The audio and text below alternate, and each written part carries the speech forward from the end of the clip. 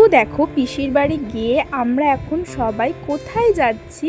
তো hello guys, তো তোমরা কেমন আছো? আশা করছি সবাই ভালো আছে আর আমিও খুব ভালো আছি।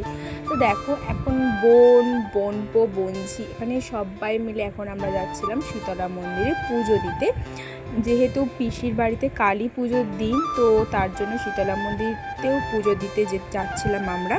তো বোনেরা সবাই এগিয়েছিল আর আমি এই মন্দিরটায় জানো তো এর আগেও অনেকবার গিয়েছিলাম। যখনই ছোটো পিসির বাড়ি যাই তখনই যখনই ওদের পুজো দেওয়ার থাকে তখন 2-3 বার গিয়েছিলাম এই শীতলা মন্দিরটায় আমি। তো তখনও এখানে পুরোহিত আসেননি, মানে যিনি এখানে আর কি পুজো করেন।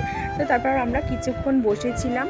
তো তারপর বাউন ঠাকুর এলেন, সমস্ত জোগাড়জাত করে পুজো করতে বসলেন। ততক্ষণ আমরা এত গরম করছিল, রোদে হেঁটে হেঁটে গেছিলাম। তো ওখানে একটা আইসক্রিম কাকু ছিল, তো তার কাছ থেকে আমরা সবাই মিলে লস্যি কিনে আমরা এখন বসে বসে খাচ্ছিলাম। তো খাওয়ার পর দেখলাম সমস্ত জোগাড়জাত হয়ে যাওয়ার পর এখন দেখো পুজো হচ্ছে।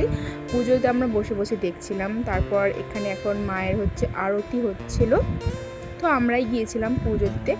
এমনিতে তো নিত্য সেবা প্রতিদিনই হয়।